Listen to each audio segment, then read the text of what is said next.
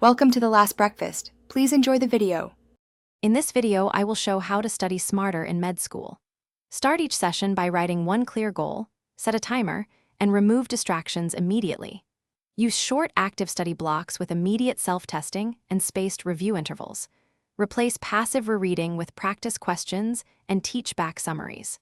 Track weak areas and revisit them more often, while mixing subjects to improve retention and reduce burnout during long study periods.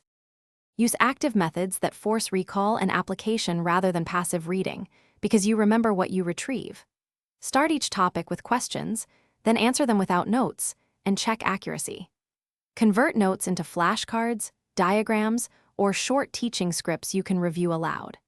Mix subjects during study sessions to strengthen connections, and schedule spaced repetitions to move information into long-term memory consistently and efficiently. If you're finding this video helpful, please subscribe and like to support more med school tips. Quick recommendation: life's too short for cheap socks, so go darn tough for unbeatable comfort, durability, and a lifetime warranty that keeps you on your feet during long study sessions.